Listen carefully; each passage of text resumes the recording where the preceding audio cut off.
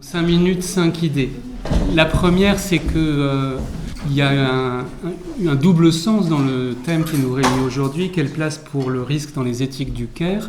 Soit vous prenez éthique du Caire comme un bloc et ça fait référence à un courant en éthique qui a été fondé par Carol Gilligan et John Tronto dans les années 80-90 aux États-Unis, dans le courant de pensée féministe et popularisé en France par Sandra Laugier, Patricia Paperman, Pascal Molinier ou Fabienne Brugère. Dans ce cas-là, c'est quelle place pour le risque dans les éthiques du Caire en tant que tel, dans ce courant de pensée-là.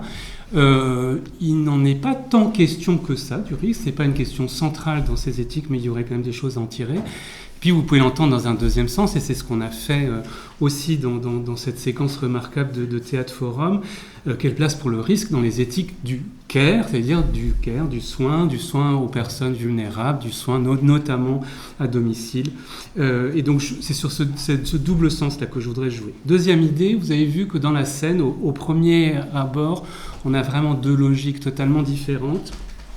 La mère paraît dans une logique qui est totalement dans le registre de l'émotion, de l'affectif. Quand je me mets dans ce siège, je pense à Maurice, dans le deuil qu'il ne semble pas avoir à faire. Donc elle semble être dans l'émotion, dans l'affect, dans le souvenir. Et puis ses enfants sont, a priori, en tout cas au premier abord, dans un langage de raison. Ce siège est plus adapté, ce siège est dangereux. Évaluer ses besoins dans un langage de la rationalité, de la réalité. Et en fait, en creusant la scène, est-ce que c'est ça une des forces du théâtre, c'est de montrer que chez ces enfants, il y a aussi beaucoup d'affect et d'émotions. Alors, il y a de l'amour, il y a de l'inquiétude, il y a un peu de colère, un peu de frustration aussi. Le jeu de la fille et du fils sont pas les mêmes, mais il y a beaucoup d'affect dissimulés derrière des arguments en apparence très rationnels. Et à l'inverse, je trouve que chez la mère, derrière ce jeu, quand je me mets dedans, je pense à Maurice, il y a beaucoup de rationalité. Elle connaît ses besoins, elle connaît sa façon d'évoluer dans son appartement, elle connaît ses besoins physiques, mais aussi ses besoins affectifs. J'ai encore besoin de ce lien avec mon mari avec lequel je n'ai pas coupé. Et donc, on apprend très vite que il y a des deux côtés des émotions et de la rationalité, et elles ne sont pas partagées au premier abord, comme elles le sont apparemment au premier abord. Troisième idée, il me semble que, alors je vais aller vite, mais parce que c'est des choses très diverses, mais bon, la scène, elle montre quand même à quel point il y a quelque chose qui existe comme l'alibi du risque. Et comme le risque peut devenir un alibi pour des prises de pouvoir, et notamment dans la sphère familiale, mais c'est dans la sphère de la santé, où je vous propose de nommer ça l'alibi du risque, et il me semble qu'il est massivement utilisé dans le secteur qui est le nôtre. Deuxièmement, lié à cet alibi du risque, Vianney Mourmand a utilisé cette formule, et je la trouve intéressante, de paternalisme familial. Vianney Mourmand dirige l'équipe mobile de soins palliatifs juste à côté à Saint-Louis, et il dit qu'il y a eu en France une série de lois, la loi du 4 mars 2002, la loi du 2 janvier 2002, dans le sanitaire, dans le médico-social, pour y prendre les deux lois de 2005 aussi, qui nous ont sorti d'une forme de paternalisme dans la relation de soins et dans la relation d'aide, qu'un certain nombre de professionnels de santé du médico-social l'ont intégré, qu'on n'est plus dans une relation paternaliste vis-à-vis des personnes soignées, accompagnées, et qu'il y a peut-être encore chez les proches, que nous sommes aussi, même quand nous sommes par ailleurs aussi soignants, on n'a peut-être pas, nous, fait cette révolution en tant que membres de famille, de lutter contre ce paternalisme-là. Je vous laisse. Troisièmement, la question de l'appréciation partagée du risque et du danger. J'ai trouvé très belle aussi le cercle qu'une des intervenantes a essayé de constituer autour de la mère pour qu'il y ait un partage de cette appréciation du risque et du danger. Je ne sais pas si vous avez vu, ça nous a fait rire quand elle est partie en arrière avec le nouveau fauteuil. Il m'a pas l'air très très sécure non plus quand même.